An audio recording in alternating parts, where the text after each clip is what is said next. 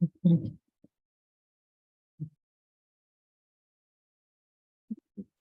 me the thumbs up.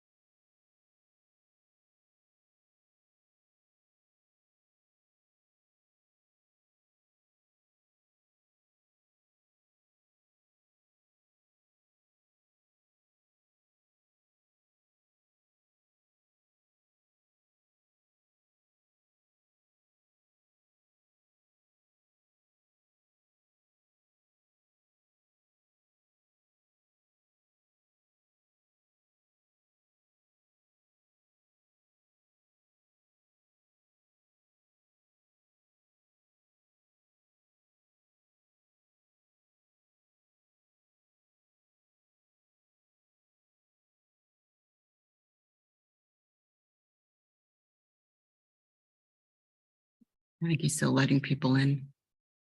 Okay, great. Good afternoon to everyone attending in person and virtually. My name is Adilma Yearwood, and I'm on faculty here in the School of Nursing and over at Georgetown University, sorry. I understand that we have over 100 people who have registered to attend virtually, so we do have quite a big audience. Please note also that this presentation is being recorded. And for those who are attending here in the auditorium, please put your cell phones on vibrate mode. We will have an opportunity after the presentation to have some time to ask questions of our speaker. So please make sure that if you have a question as she's speaking, you jot it down so you can participate after in our Q&A. On behalf of the School of Nursing, I am very pleased to welcome you and our distinguished speaker. We are in for a thought-provoking, disturbing, and enlightening presentation today. Ms. Gunter is very open also to questions during her presentation. So please just let us know if you're in the audience, just raise your hand and she'll stop and answer any question that you might have. So without further ado, Ms. Kim Gunter obtained her undergraduate degree in business administration right here from Georgetown University, so Hoya Saxa. She also got her law degree from Villanova University School of Law. We won't hold that against you. And her Master of Laws from Widener University School of Law. And I just learned this afternoon that she also has obtained a Master of Divinity. And by the way, she's also quietly thinking about a PhD. So she does not get bored having using that path for education. Ms. Gunter has over 20 years of experience in healthcare compliance, privacy, and legal, regulatory, and risk management. She is the Vice President and University Chief Compliance and Privacy Officer at Drexel University in Philadelphia, where she also leads the Office of Compliance, Policy, and Privacy Services. She oversees all activities related to development, implementation, maintenance, and adherence to Drexel's policies and procedures covering the privacy of and access to sensitive information. Her talk today is titled African Americans in Healthcare, Privacy, Consent, and Trust. Please welcome our speaker, Ms. Gunter. Thank you. Can you hear me? I can hear myself. I just want to say thank you to Dean Waite. It is a privilege to be here. And Dr. Yearwood, thank you for having me here today. I have to say this disclaimer, these are my thoughts. These are not the Drexel University thoughts or anyone else's. And I say that because I am a privacy and compliance officer, so I think it's a requirement. To move forward, I want to dive right in. Is it fact or fiction that Black people don't trust doctors or the healthcare system? And I'm going to say we and they, because I am they, I am we, but Black people avoid the doctor, avoid doctors, nurses, anybody in healthcare. And these are all generalizations, obviously. Doctors are the devil. I have personally heard people say that. Doctors are the devil. Don't go there. They're going to give you something and kill you, right? Especially non-Black providers, and any Black providers are just, brainwashed. The doctor-patient relationship is a white phenomenon. There is no doctor-patient relationship with Black people because we don't trust you, right? And I'm all of you are healthcare providers, right? We don't trust you. What relationship? Relationship is two-way. There should be trust both ways. So if I don't trust you because, and we're going to talk about it, there are reasons for this, but if I don't trust you, what relationship? What are you going to keep quiet? Matter of fact, you talk to other people. How do I get to the other doctor and they already know stuff about me without talking to me? So where's the trust? I don't get it. And it's not really been explained very well. Providers use Black people as guinea pigs. I want you to put a pin in that for a few slides. Doctors will let them die or will kill them. That is actually something I believe, and I have believed. And we're going to talk about it. Please feel free to ask me questions at the end, but we're going to talk about it when we'll get there.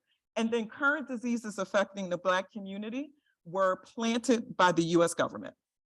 COVID-19 is the latest. How many Black people died during COVID-19 and why?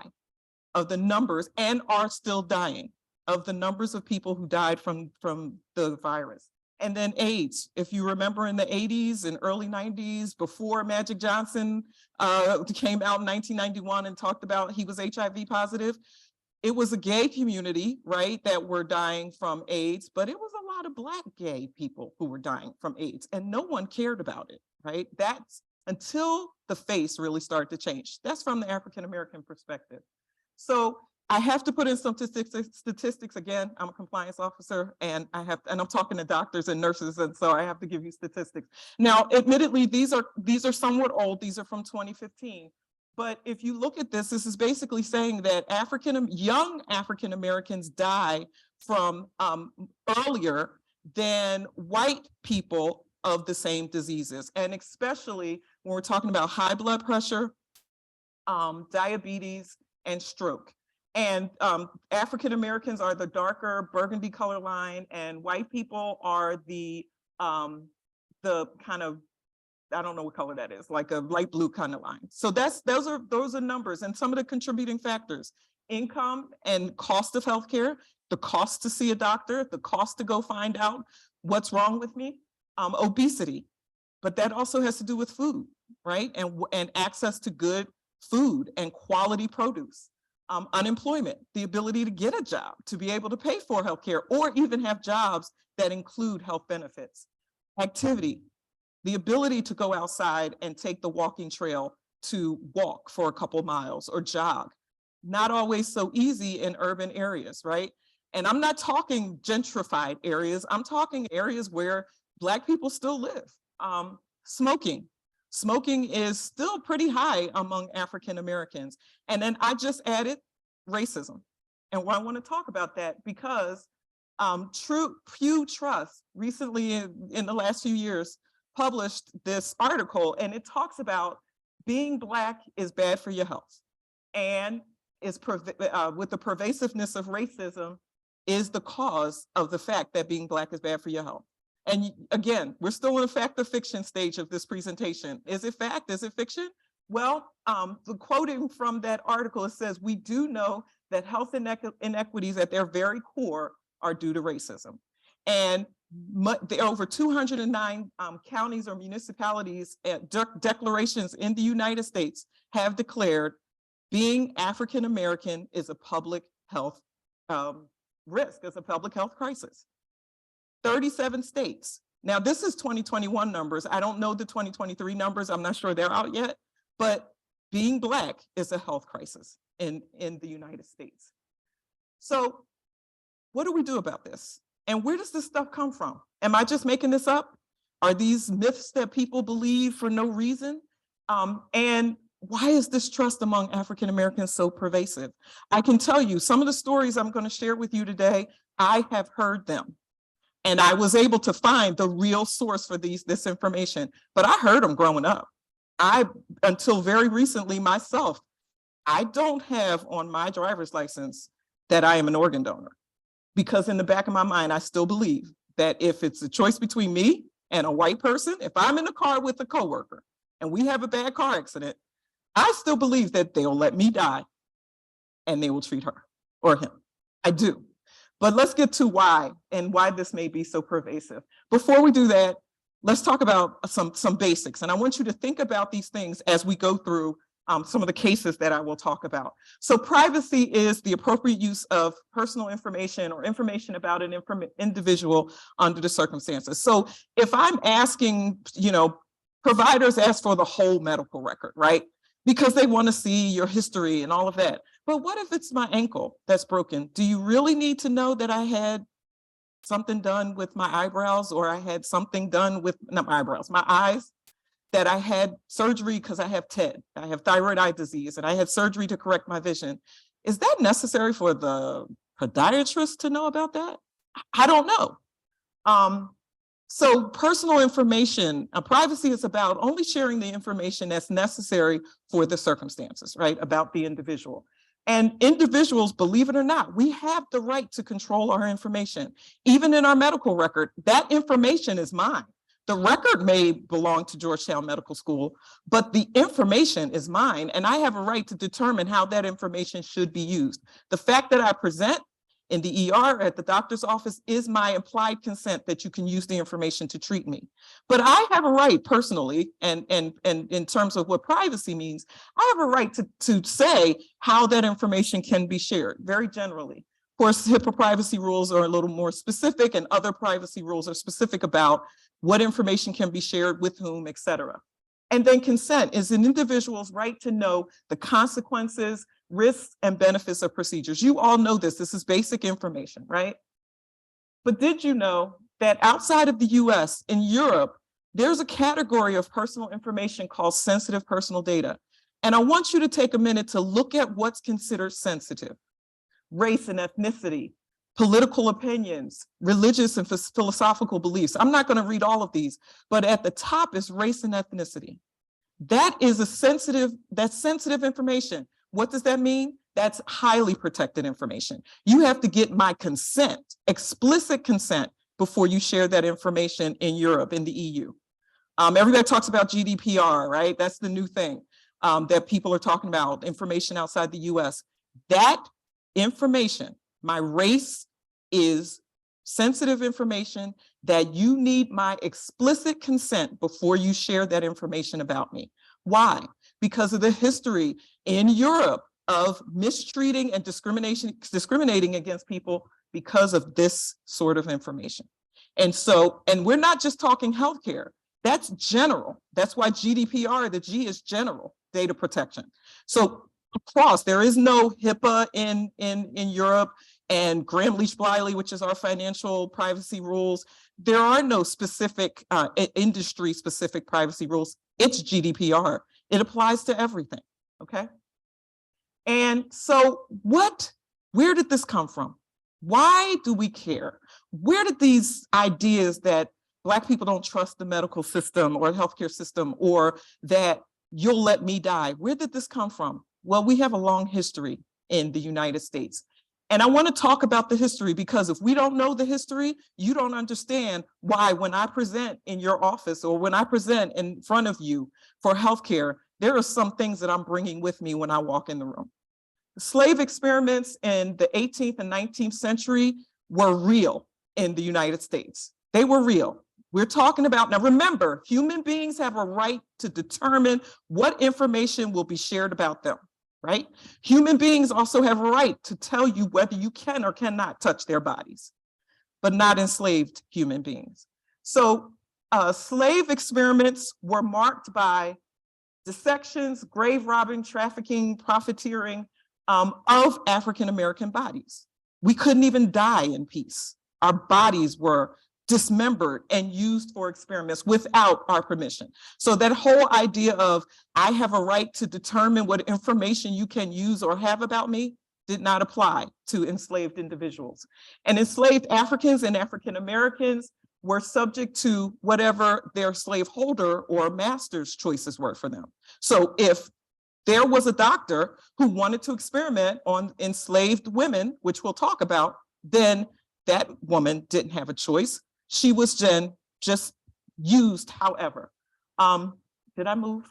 No, okay. To accurately determine, and I just found this next point. To accurately determine the market value of Black bodies was a key competency of doctors during slavery. Doctors had to be able to provide a value on African-American human being life. That was part of what it meant to be a doctor in the United States. And so I know we're talking about experimentation, but if you have a specimen that is of value, then what is the value of that experiment? That experiment has more value, right? And white healthcare students expected Black bodies to experiment on.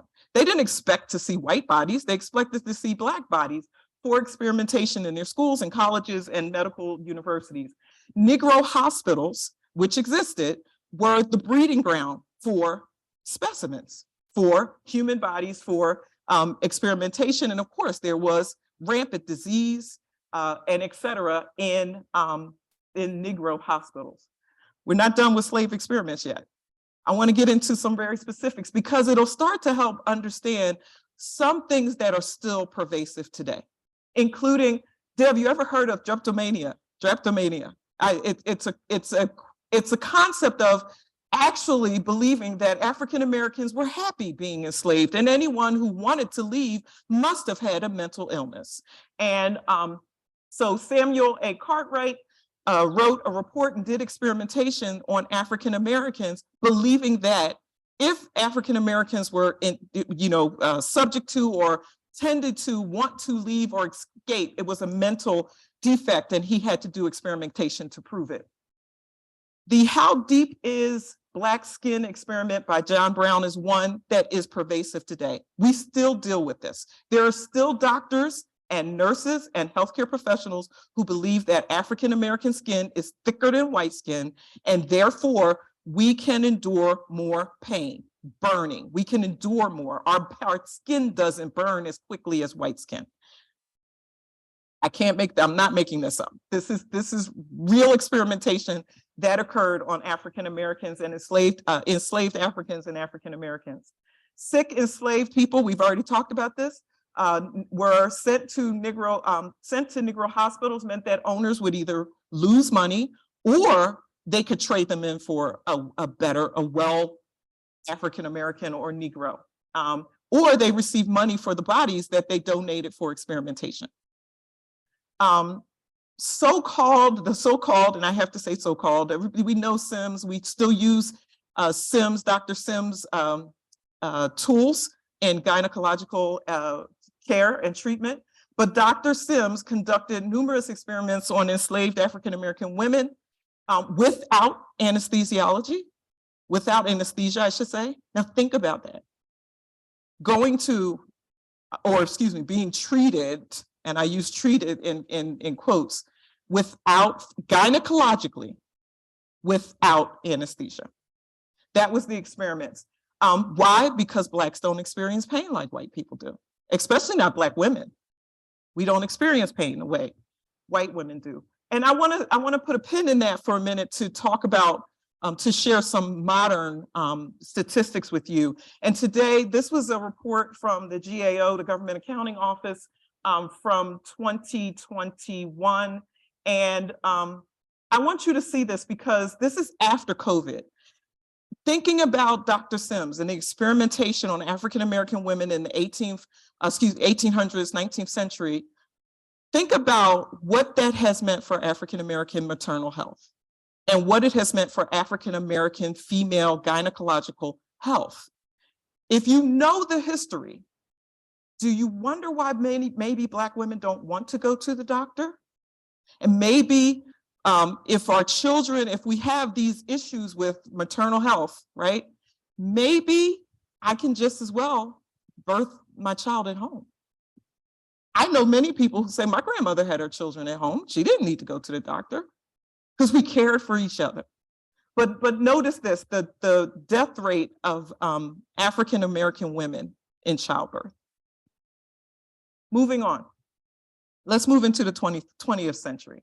So everyone is familiar with Tuskegee, but there may be some things about the Tuskegee experiments that you're not so familiar with. And I'm going to spend time here because there's a lot in the Tuskegee experiments that I think we need to talk about.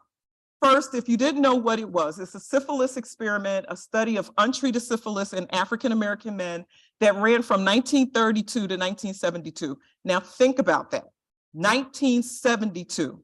Some of us probably think that was ancient history, but some of us were alive in 1972.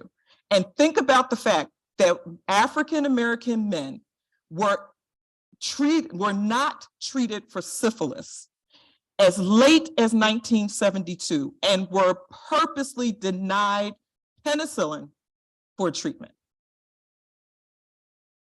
It started in 1932, and another fact that not many people know is that Black healthcare professionals were used to recruit the men for the Tuskegee experiments, a doctor and a nurse.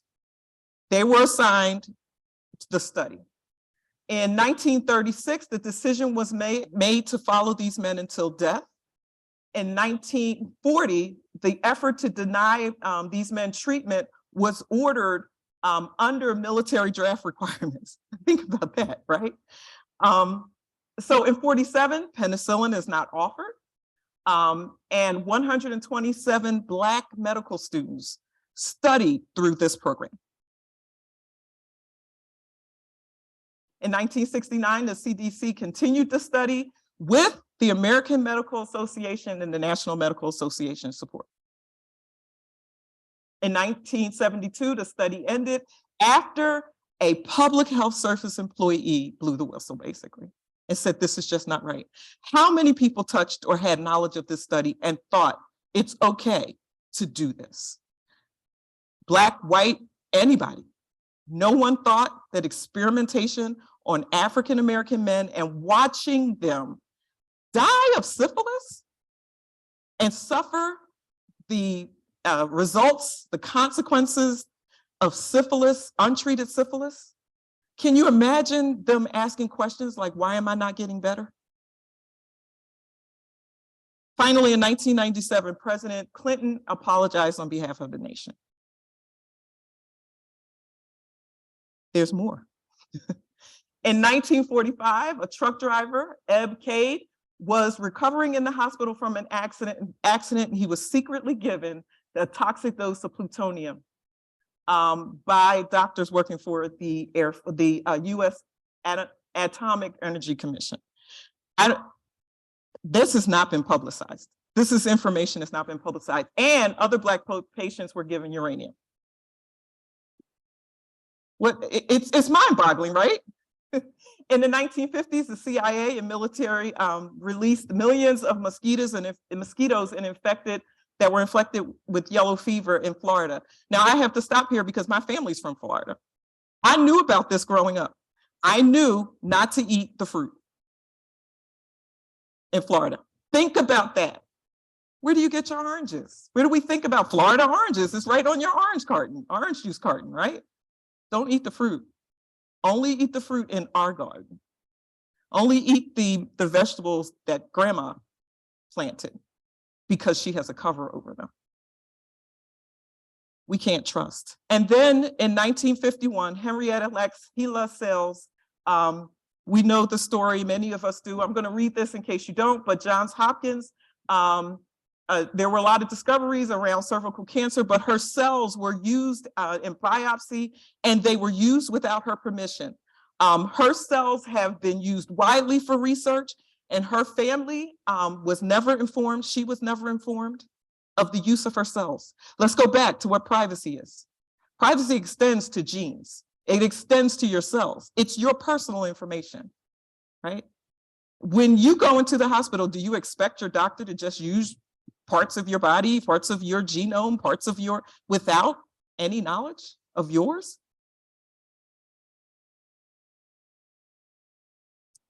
20th century, continuing, 1951 to 1974, Holmesburg Prison. I'm from Philadelphia. I have a personal attachment to this story in that my sister and I are both lawyers. And when she started her solo practice, she was contacted by a man who had just been released from Holmesburg Prison in Philadelphia. And he believed that he was inappropriately used for experimentation. Because she was just starting her practice, she didn't know what to do and couldn't help him. Because I mean, when I say just starting, she was just starting. So she didn't know what to do. And my sister actually graduated from the University of Pennsylvania. So to hear about this she was in quite a position. What do you do, right? This man needs help. What happened was for dermatological studies, a doctor from the University of Pennsylvania used inmates at Holmesburg Prison. Again, we talked about the slave experiments in the 1800s. What's the next population of people who have limited rights? Inmates. A large percent are African American. The gentleman who reached out to my sister is an African American man.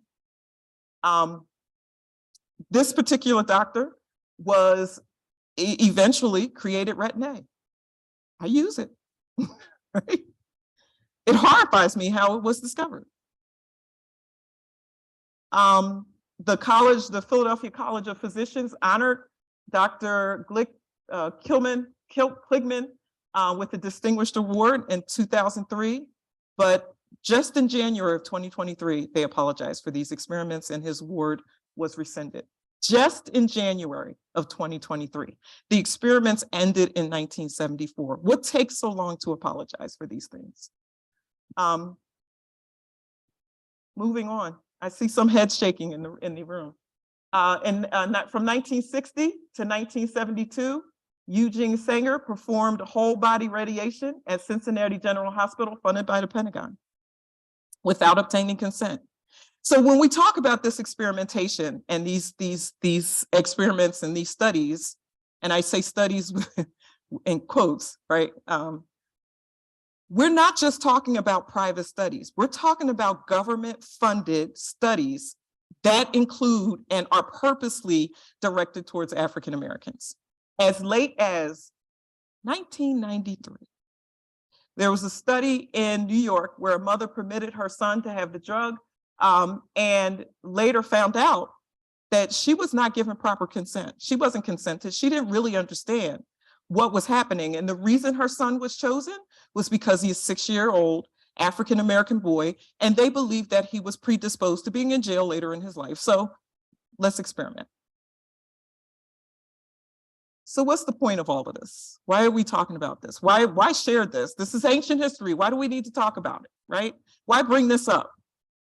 I like this quote. This was from one of the sources I used. It said, African Americans who just trust the healthcare system see plenty of reasons all around them, and we don't have to go back over 40 years. We don't. It still happens. And as I said earlier, there are still people in the medical profession today who believe that I don't feel pain like white women, or that my skin is thicker than white women's skin or white people's skin. So if I present and I am having a bad day at work and I feel very stressed, they may tell me, oh, you just need to get over it. I've had doctors say that to me. My coworkers don't hear that typically, right? So today in the 21st century, what's happening? What's continuing to happen? How is this phenomenon continuing with this mistreatment or ill treatment or experimentation on African Americans? Well, what's been affecting it? Civil rights movement. Civil rights movement maybe has helped some, but what do you do with beliefs that my skin is thicker than your skin, that my skin presents differently and therefore it should be treated differently? Medicare. Medicare should help more people having the ability to, especially older people, right? The ability to receive treatment and cut down some of the cost barriers. But if you already have and have heard these stories from generation to generation, how do you get over the trust hurdle? All right, so we may get over the cost hurdle, but what about the trust hurdle? What about the treatment of soldiers coming back? I have Vietnam and Iraq, but what about today? What about Afghanistan? What about just on the streets in urban Philadelphia? I'm such a Philadelphian, I say it all the time, but in urban America, what about just on the streets, just trying to live? The homelessness rates and mental health stigma in the African-American community. There are still, I have someone very close to me who's having some mental health issues and refuses to get out. Why? Because they don't believe they're going to be taken seriously. And also, I don't have time to not work because I can't miss my paycheck. And if I don't work, I won't get paid. But if I don't get paid, I can't afford the healthcare. But if I go to the doctor, then they're going to tell my job and then they'll think I'm crazy and then I won't have a job. It's a vicious cycle. The war on drugs and the opioid crisis, I have to say, the opioid crisis treated African-Americans, treated the people who took opioids differently than the crack crisis of the 90s. No one was rushing to get care or injection sites in African-American community in the late 80s and 90s. There was a war on drugs. We're not hearing a war on drugs right now. We're hearing we need to help people. The makeup of the folks who are part of the opioid crisis looks a lot different than the makeup of the folks who were part of the crack crisis. And I say crack crisis. Racial profiling. If I'm driving down the street, I was sharing with Dr. Yearwood, I had an accident with a bus. Okay, that's a whole different story. But I had an accident earlier this week. I was afraid to get out of the car. And I'm the one who called the police. It's a reality. I'm calling for help. I don't know if I'm going to live when the police come to help me. And it doesn't matter what color the police officers are. It's the system. It's the truth. I hesitate. I called for help because I had a bus, but I hesitate to get out of the car because I don't know what's going to happen. Will I be pulled out? Will they assume I messed up? It was my fault? And listen, you're looking at me. You saw all the degrees and certifications I have. This is not a respecter of class or income, I should say. It's just skin color. Normalizing the killing of Black bodies. How many people watched the video of Tyree Nichols being beat to death? I couldn't watch it. But guess what? I've seen parts of it because I can't avoid it. It's everywhere. We normalize the killing of Black bodies. So if it's okay for the police to kill me, am I really supposed to trust the system that says they're going to save me? Because aren't the police here to protect and serve? How do I trust the doctors who they may take me to the ambulance, to the ER? And if they take a long time and I get there, am I beyond help? But how will my family see it? Will they think the doctors really tried to help me? Or is it one big system? And then implicit bias in treatment. If you haven't already, I encourage you to go to implicit.harvard.edu. They have a lot of different tests and it tests your biases. And listen, we all have biases, right? And I have a friend who recently, we went out to dinner and she shared with me that someone called her a racist. And she was horrified. She was very upset. And I asked her, how does it feel to have been called a racist? And she told me, well, my husband's Black. I can't be a racist. That's not true. And secondly, think about the person who said that. What have her experiences been with someone in your position? Why did she say that? What has your company done? What is the backstory for getting to the conclusion that you're a racist? It's the same thinking that I'm sharing here today. We can say Black people don't trust doctors, but what's the history? Why? I just shared the experimentation stories with you. Do you know? I said my family's from Florida. I've heard the story. I knew about that. When I saw it, I was like, oh, that's what grandma's been talking about. I didn't know, that there was like real paid for research. I just heard that they dropped Agent Orange in Florida. We know these stories. We don't always know how these stories came about or the details, but we know them. So again, more statistics. So this is a little more recent. As I said, these stories are shared from generation to generation. They just are. They may not, you may not sit down and say, the government in 1953 did an experimentation on us in his county.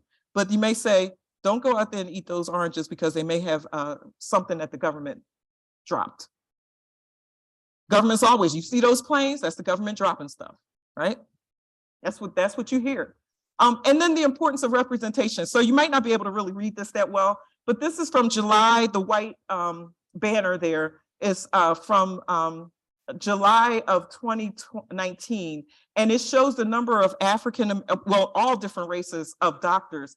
And what you see here is the number of African-American doctors, and that there really just are not that many, right? We're just not being represented. And then over here is the number of, this is nurses on this side, and here's African-American or Black. It says 23.6%, whereas white, it says 75.4%. So when you don't see yourself when you go to the doctor, and it's not, look, this is not the answer, the only answer, but it sure does help, right? It's helpful when I can go in and see somebody who looks like me, right? And I have there, people will stay where they pray and play. Generally, if I know you from the community, if I know you because I know you've been here, I know you live here, I know you pray here, I know your children play here, I may trust you a little bit more than if you're just coming in and out and you only see me when you tell me to take all my clothes off, but you're fully dressed, right? That's the first thing. And you come in and just call me Kim. I didn't give you permission to call me Kim. The way I grew up, you call me Miss Gunter until I give you permission, right?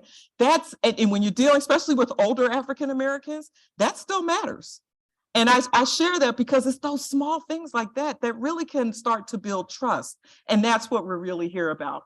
And that's what I'm talking about here when the last point about not understanding your patients or the people who present for healthcare.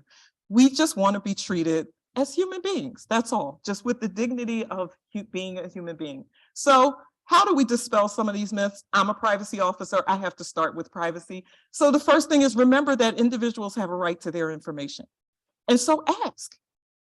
Ms. Gunter, do you mind if I ask you some questions about how you got here and, you know, tell me about your mother, right? I fill it out on the form, but talk to me about it. Why do you need to know about my mother? She's not here. She's been dead since 2009. Why am I telling you about my mother?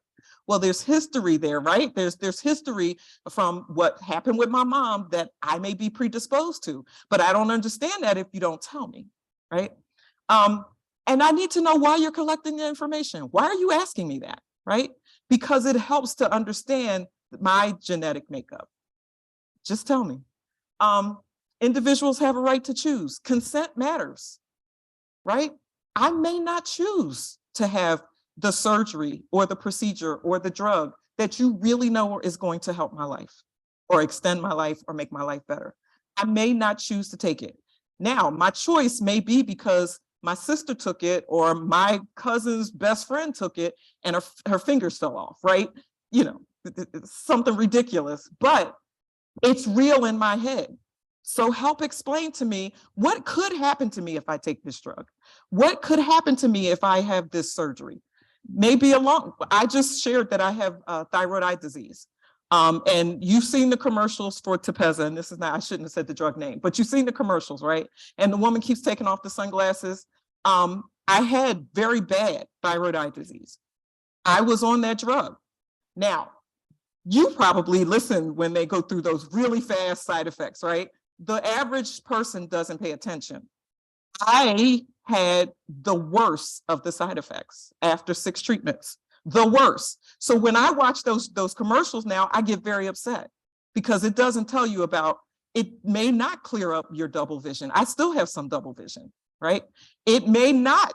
You may have the severe cramping that they very quickly speak over. So please tell your patients about and make sure that they understand. After the doctors, when you go in, talk to the patients, tell them and share with them what the real side effects are.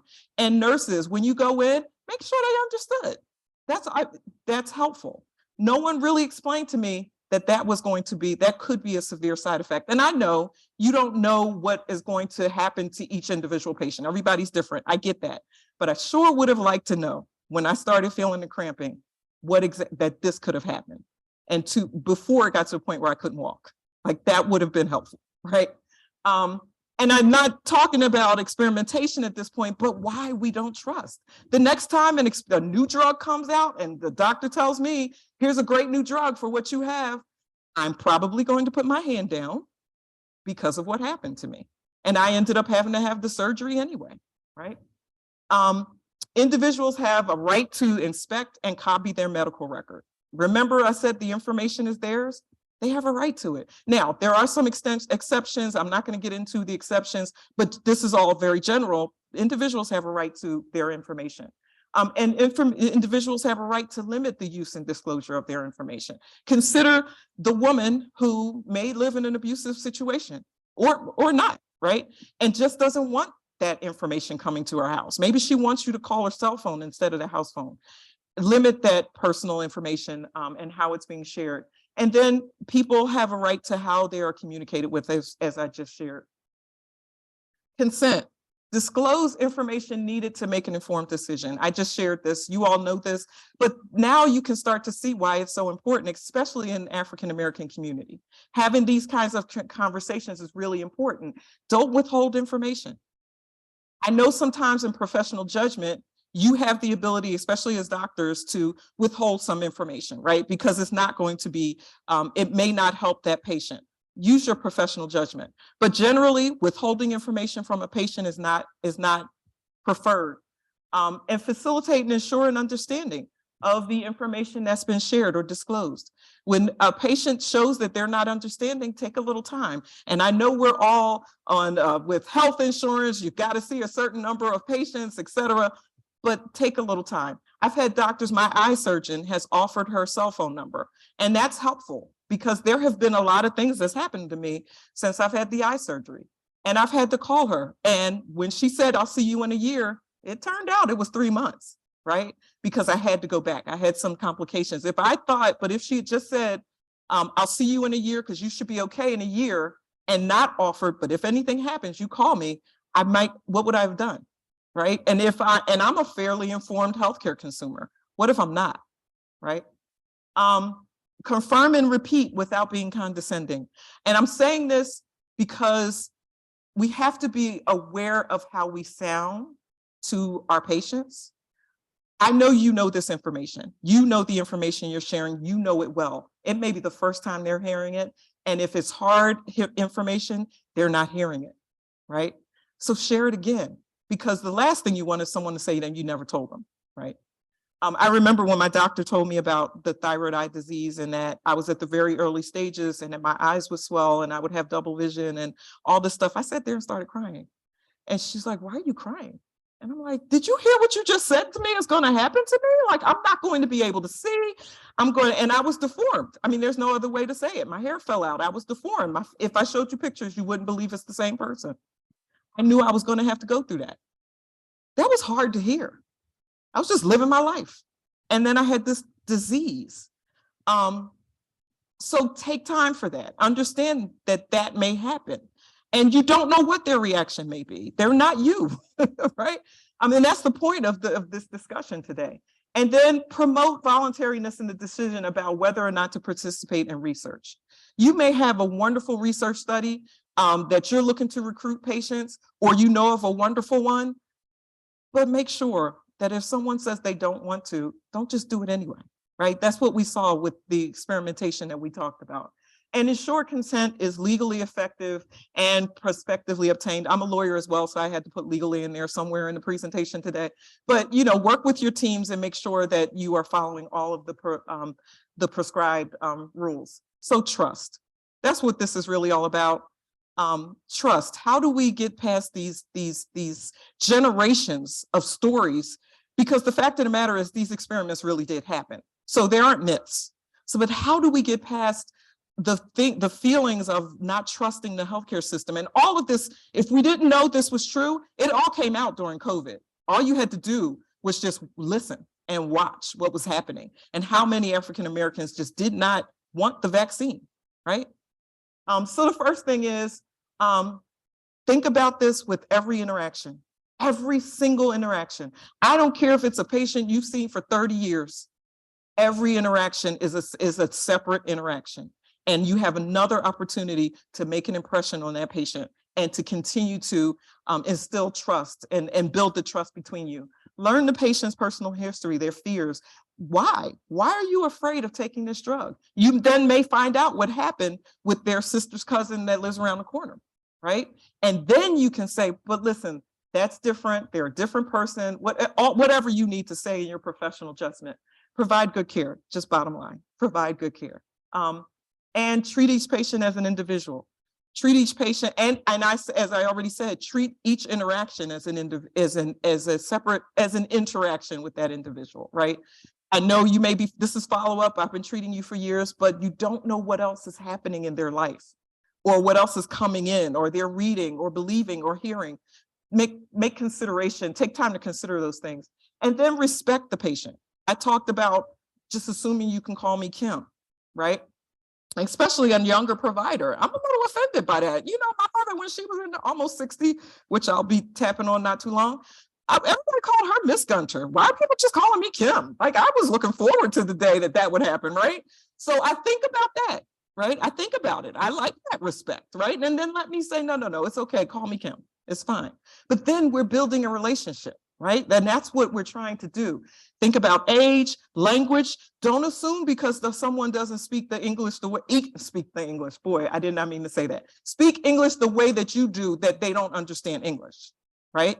We've got to be, Americans can be very, kind of high-minded that way. We've got to be careful. And just because someone's from the South doesn't mean they're illiterate. Right?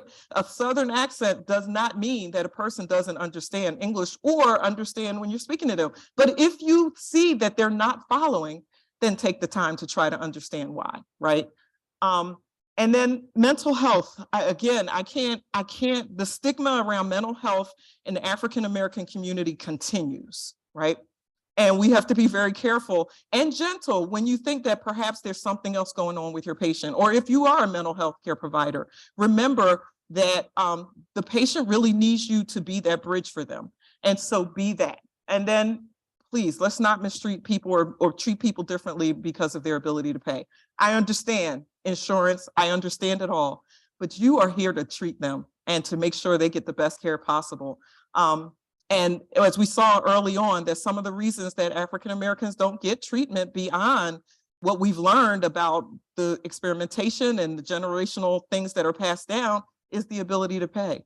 So if you have someone who's coming to you and they may not have the ability to pay, understand that they still need care, right? And believe me, I'm not trying to get into health insurance or healthcare, economics and all of that. I'm just saying we're here to treat people. And we're here to make sure that they receive the best treatment possible. I have to talk a minute about withdrawal of life-sustaining technology and health and et cetera. Those are very sensitive issues. There are a lot of sensitive issues in the African-American community. I've been at more than my share of bedsides when the decision to pull the plug has had to be made. And I have to tell you, sometimes those are not nice conversations from healthcare providers. I've seen healthcare providers come in and say, will you all hurry up and make the decision? And based on history and my life in the United States, I tend to believe that if this was a white family, they might not have been rushed the same way. I will also share another personal story. I lost a child to preterm labor. And right after I had delivered him, they came in and said, are you ready to donate his body to science?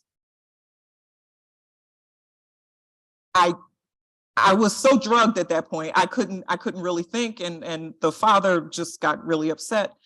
Fortunately, his sister-in-law was a doctor, well-known doctor, who happened to be down the hall and heard what happened and dealt with it.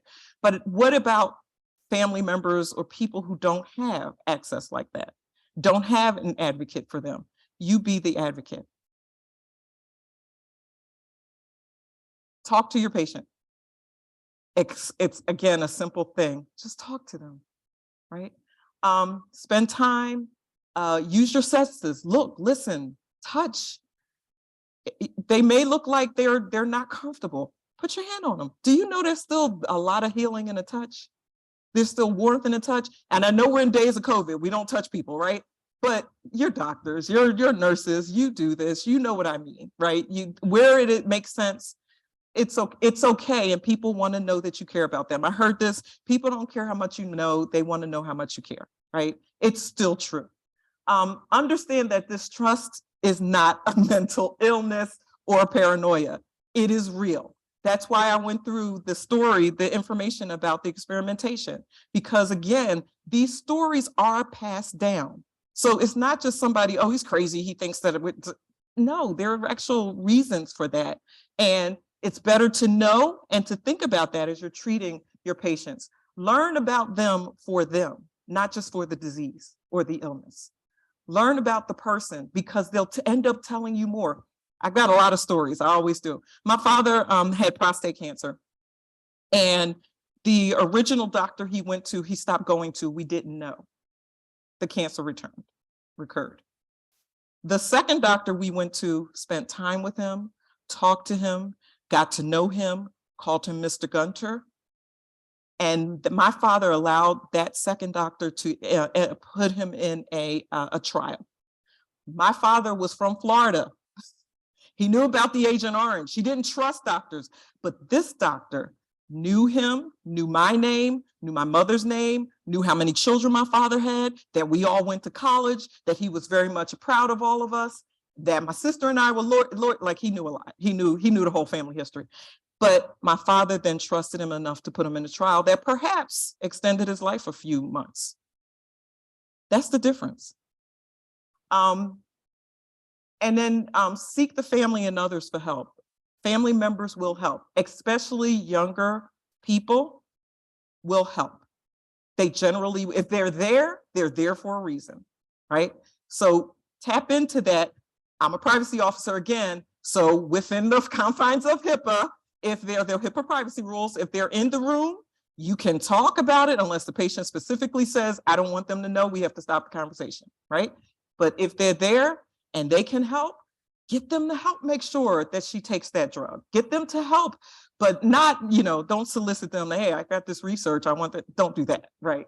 But get them to help in terms of care. And then communicate. The 3 words in real estate are location, location, location. For trust is communicate, communicate, communicate. Do you know who this is? Does this picture look familiar? This is the very first, I'm sorry? Right, that's right. The very first person in the United States to receive the COVID vaccine. What else do you see in this picture? She's a nurse. Yes, she is. That's right. That's right. What else do you see in this picture? Yeah, Black provider, a Black nurse providing the drug to a Black nurse, right? This was not happenstance. This was on purpose. And her name is Sharon Lindsay. She is a nurse. And she said it was important for Black people in America to see her get this drug. And she was trying as much as she possibly could to make sure that African Americans in this country saw her getting it, and therefore they would begin to trust that the vaccine was not going to kill them. She said, unfortunately, that's off the screen.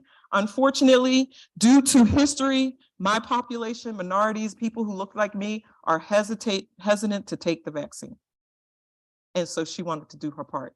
How do we turn the table? This is part of how we turn the table, right? I think it would have been effective with a white nurse or a white, another race nurse, but oh boy, what a story that tells right here, right? For the African-American community. I want to end with a couple quotes. I was a Michael Jackson fan. Don't hate me if you're not, but he said, in a world filled with hate, we must still dare to hope. In a world filled with anger, we must still dare to comfort. In a world filled with despair, we must still dare to dream. And in a world filled with distrust, we must still dare to believe.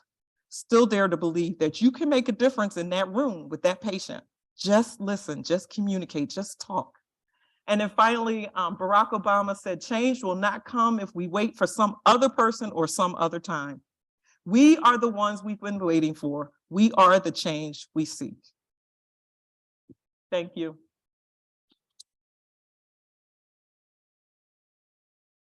Are there any questions?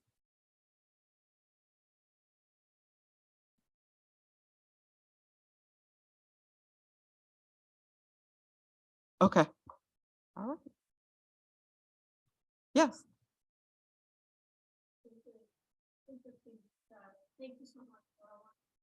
Thank you.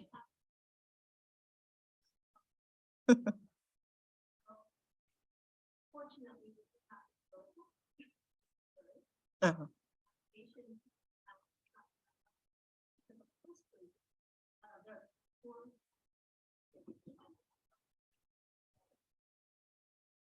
Fortunately, many people are not thinking of history, but of their personal history, going once and twice to a doctor and being mistreated or disrespected or just simply ignored. Yeah.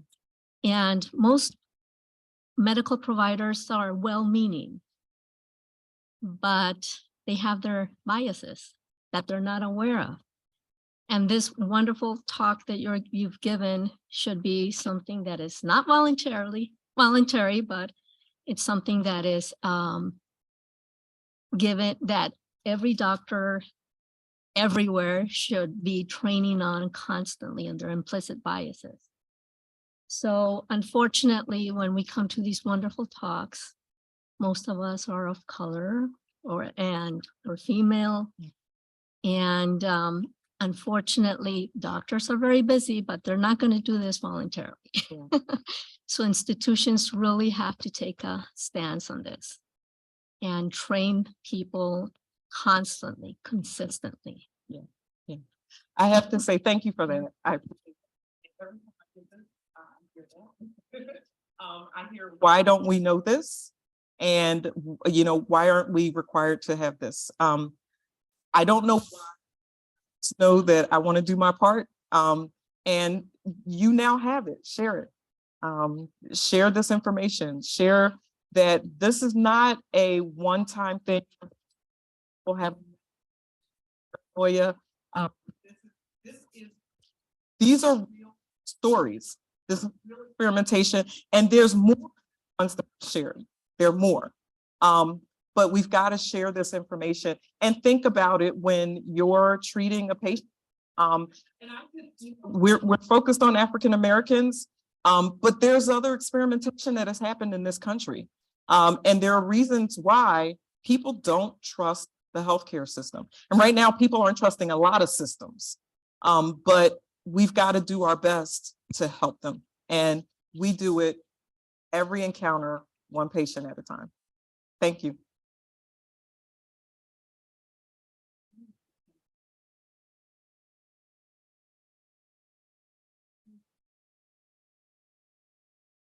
Being from New Orleans,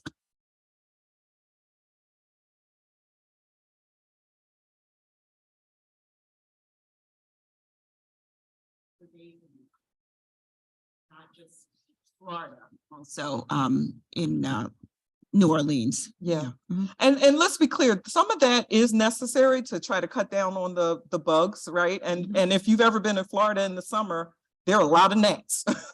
They get everywhere. And so some of that is legitimate. The problem is we don't always know the legitimate from the illegitimate or the experimentation. And when it was finally, and then as you saw, we don't find out about these experiments until well after they've occurred. So people are not informed before so that they could protect themselves, right? Or, you know, take cover, or we know that that batch of fruit from that particular season is not good. We don't sell it. We don't eat it ourselves. But when you don't do that, and then it's decades before the government acknowledges and apologizes, distrust is what results. So yeah, mosquitoes in Louisiana and New Orleans, yeah, I've heard of it as well. And there's been some experimentation there too. And here's another comment and a question. There are still lots of doctors who still do not touch patients or even ask the patient to remove their clothing if the ailment is underneath their clothing. A description of what's going on without even seeing it just does not cut it. So what should we do if we go to a physician who is looking more at the 15-minute clock than actually seeing and touching the person to diagnose their physical ailment? I would say, I'm certainly not a physician. I would say the first thing is to consider going to a different physician who's going to treat you with dignity and respect. I do understand that in some areas there may not be another physician. And so ask the doctor, would you look at it? Like, would you look at this? Would you, I need you to spend some time with me. And if there's anywhere that you can complain, complain. Raise your voice. Thank you so much for your talk. I truly appreciate the opportunity to hear this voice. One of the things I wanted to share actually comes from my research. So it's a sharing and then a comment. I did a qualitative work some while back and interviewed white non-Hispanic women, Black non-Hispanic women, and Hispanic women of all races. And one of the things that really struck me is, I share this with my students, I gave them a scenario where the physician said something to them that they disagreed with. And then I said, what would you do in that situation? And of course, qualitative studies, so small sample. But, my white non-Hispanic women across the board said, no, I would tell them that I disagree. And I said, but what if they still didn't listen to you? What would you do? And they said, well, I would just switch providers. And what really struck me was my Black non-Hispanic women. And one of them said this, she said, well, I would just let them make the appointment for me, the repeat cesarean appointment. And I said, oh, but you would disagree with that. She's like, yeah, I would just let them do the appointment and then I just wouldn't show up because they're not going to listen to me anyways. So why waste my time arguing? And it really struck me because very often in my practice as nurses, we label patients like that non-compliant. And I think, and what I push my students to really think about is that if you look at the person across from you that you're caring for and you don't acknowledge their lived experiences, then you're not caring for them properly, because you can't label behavior non-compliant without acknowledging lived experiences of a community that is used to not being heard generation after generation after decades.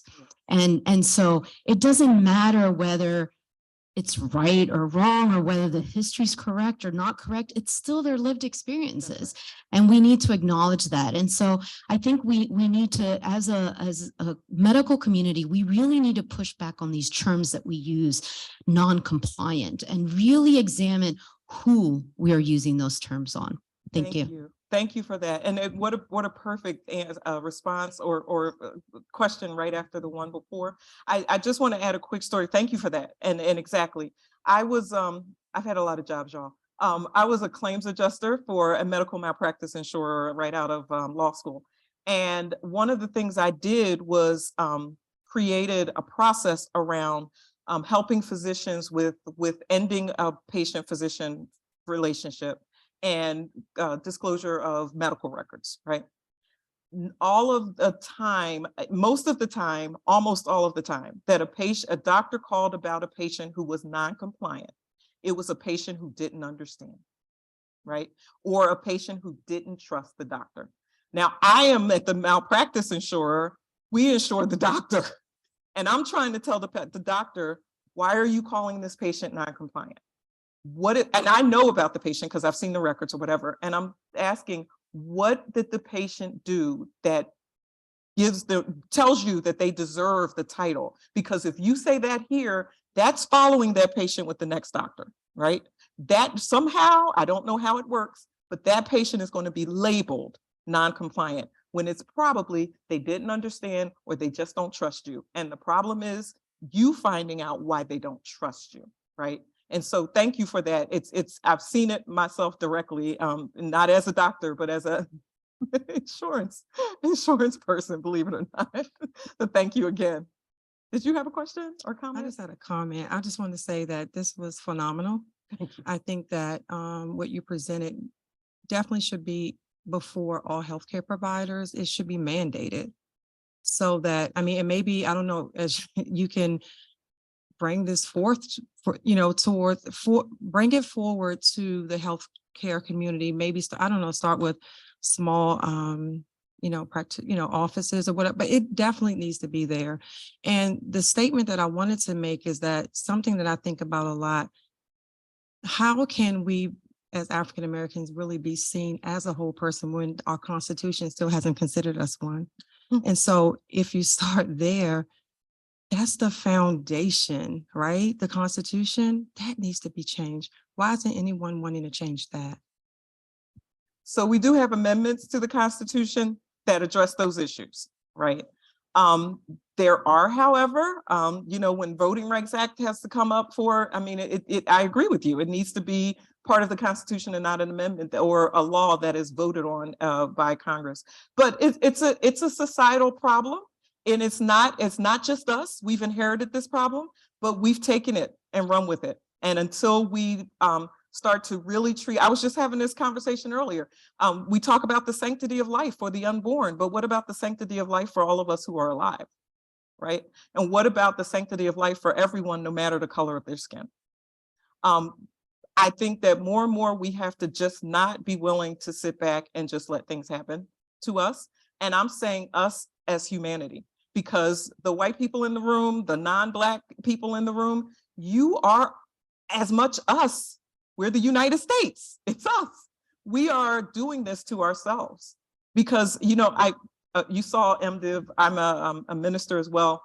And while I was in seminary, there was a course that I was taking on marriage. And there was one of the articles was written by a Black woman, and no one in the class spoke about that article. We read 15 articles and no one spoke up about the article written by the Black woman. And of course, I blasted the class and the professor. How can we have articles? These are academic, these are PhDs, they're all in the academy. And yet the one written by the Black woman, no one has a comment on. Did you read it? Did we not read it? And yet you are going to go out and be pastors and ministers or whatever. You don't know who's coming into your church. You don't know who may be riding through your town. You don't know who your children will fall in love with. You don't know. You don't know who's coming into your office next. You don't know where you may be assigned, right? So let's treat everybody with dignity and respect and let everyone's voice matter, because there is history in this country that will mute some voices just because they've been told that they're not going to be heard. You be the different that says, I'm going to hear you and I want to hear you. And then you have to act on what you hear. You can't just hear it and then same old treatment. It's just not possible. But thank you for that. Yes. I thank you for this talk. This was great. I have a question in your opinion about how we might integrate storytelling in a better way, because I agree with mandatory training and things like that, but I find that implicit bias training, for example, it's something I've been using in one of my classes for years now. And some people it's really powerful, others it's like check the box, I had to do it for class. But I find that when we tell stories, and the story Roxanne just told too, and the stories that you've told, that's what resonates with people. And I feel like we don't have enough formal integration of storytelling into the way we teach. Mm-hmm. And I feel like that would make a difference. And if we could do it in smaller groups where we actually have people together who don't normally come together. And so just wondering if you have suggestions about how to accomplish that. And thank you again. I think I might. I think first you just have to be brave and try it. What I have found in any setting where we're not getting a job done, I tell my own story. Today I shared more than I had planned, but I shared stories about myself because I can tell you about all the people in those experiments. The latest date was 1993, which was still, what's that, 20, 30 years ago? I don't do math that well, 30 years ago. Wait a minute, 1993 was 30 years ago.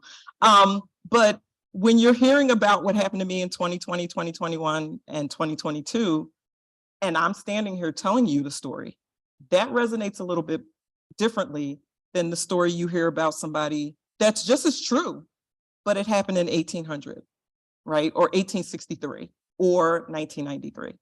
Hearing the story in 2023 from the person it happened to, because you can then ask me questions. So maybe start bringing in people who are willing to tell their stories and have them as part of the class. I'll tell you, as a student, a recent student, I love when somebody other than the professor was talking, no offense, but it also tells us that our professor really does know what they're talking about, and they know some really cool people. And it enlivens the class. So maybe storytelling with actual, people coming in telling their stories, or asking students to share stories from family members. So have them go and find that information. I did it with my grandmother in 8th grade, and I still have it. And that was where she told me about when the hurricane in Florida, and when they dropped she didn't call it Agent Orange because she didn't know that's what it was, but when they dropped the stuff from the sky. And I was reading through that a few months ago, and it just brought it all back for me.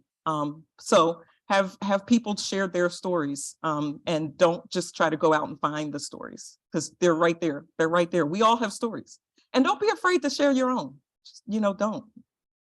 It helps. Yeah, Ms. Gunter, one of the things that maybe would be helpful are things like gap years where students take a pause and do community work and spend time in, like, there are so many programs.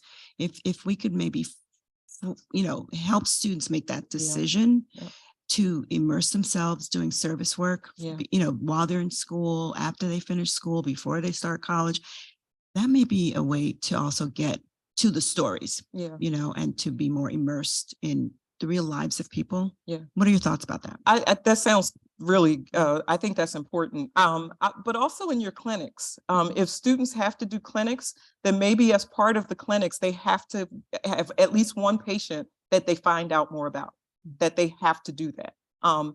It's hard to get people to talk, but if you learn it as you're a student, you'll be able to do it when you're a practitioner, right?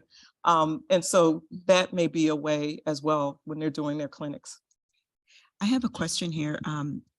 This person wrote, I work in the rare disease space where such disease affect mortality rates among those of African descent. What organizations do you acknowledge as being a key opinion leader that can help to overcome the barriers related to participation in healthcare planning?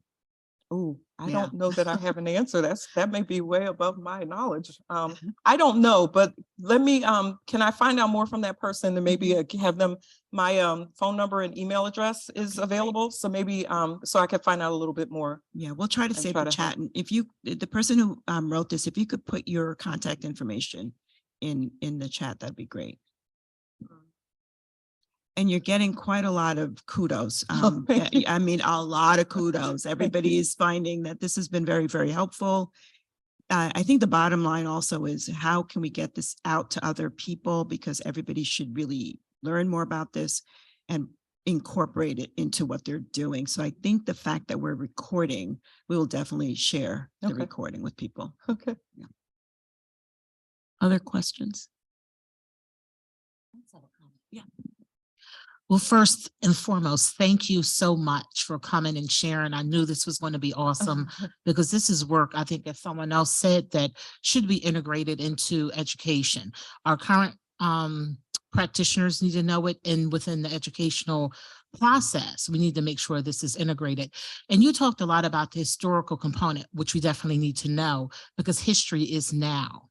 And when you were talking, I was also thinking about currently, so much of what we've learned in nursing, medical school, and a lot of health professions really has been built on eugenics, right? So even when you talked about for individuals who were enslaved and physicians had to put a price on, right?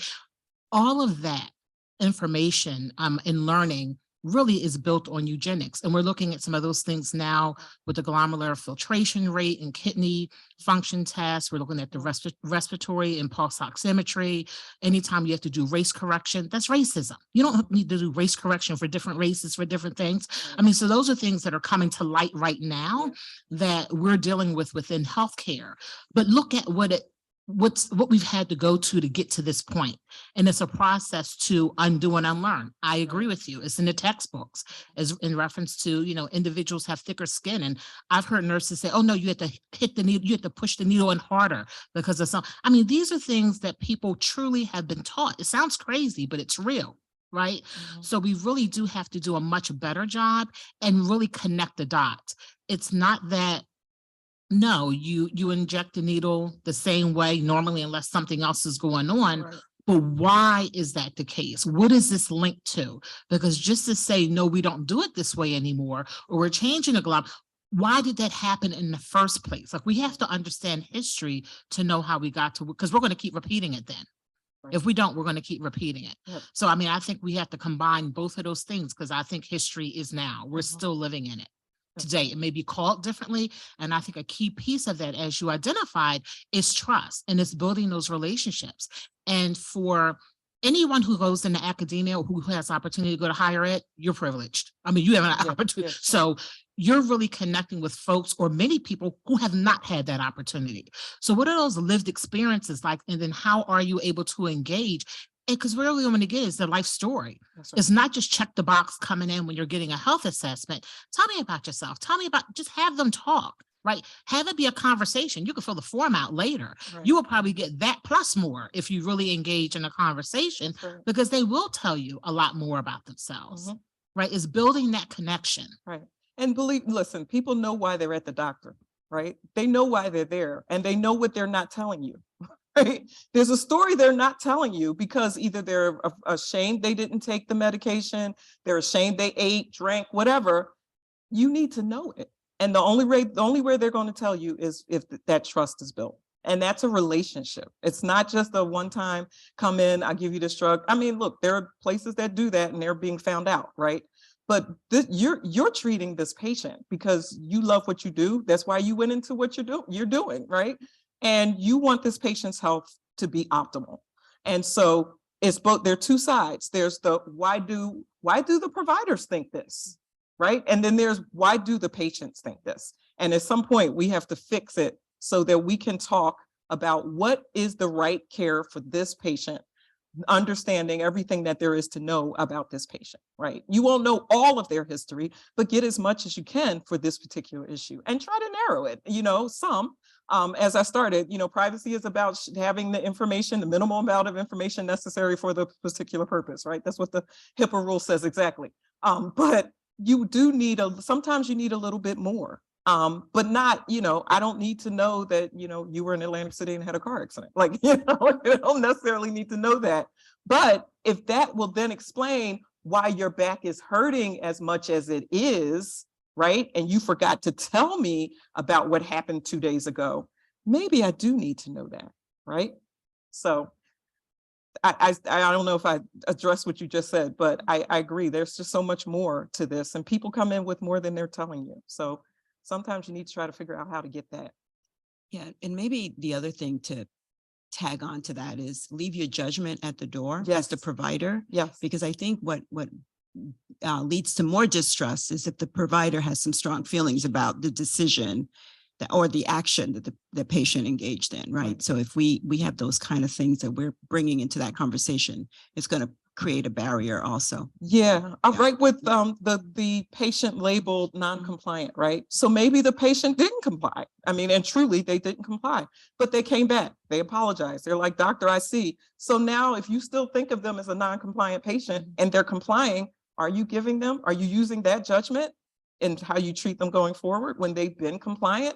So it works both ways, frankly, but for the provider, it's important to not carry So- that judgment. We have somebody who's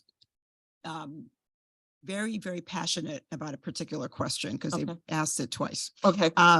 So the question is, please give us some suggestions about how we can better advocate for our elders.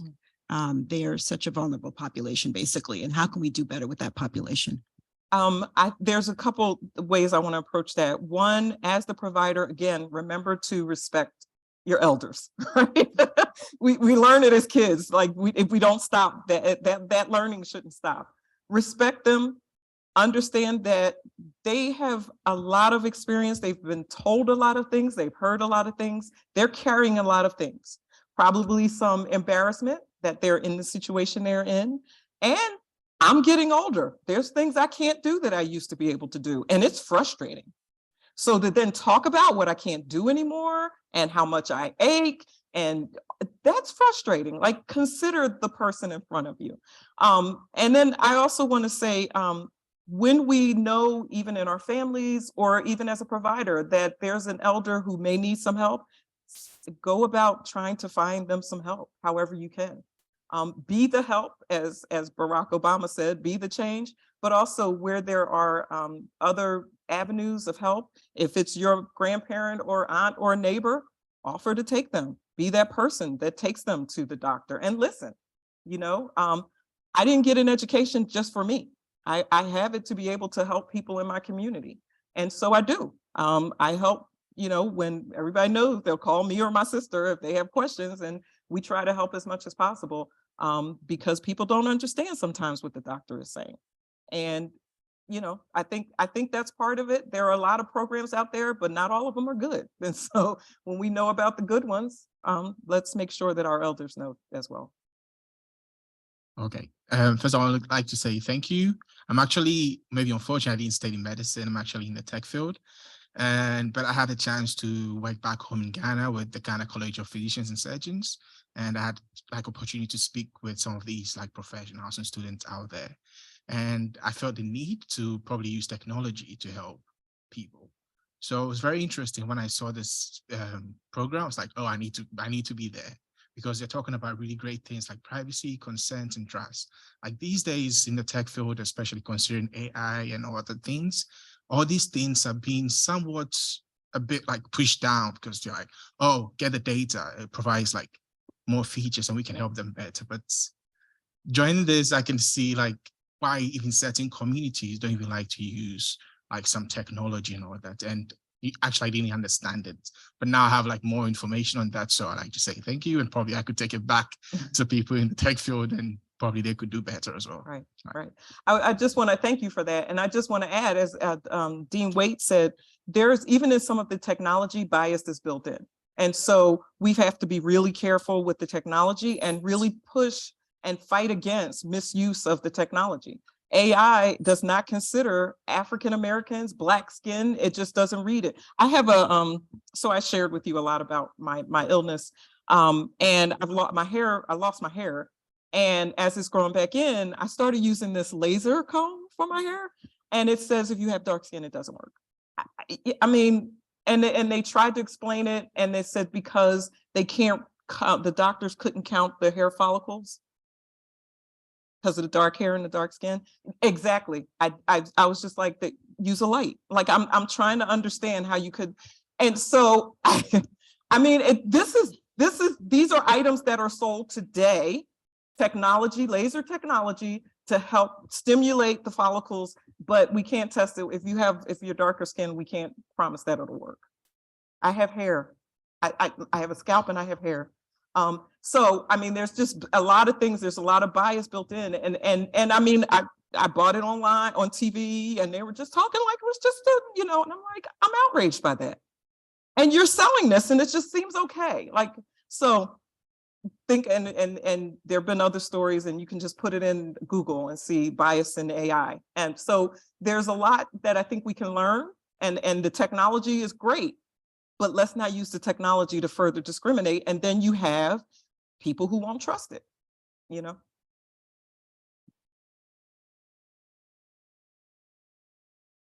Thank you very, very much. This has been great. I think we've all learned a lot, and I really, really thank you for allowing us to tape it. So we will share it across with everybody.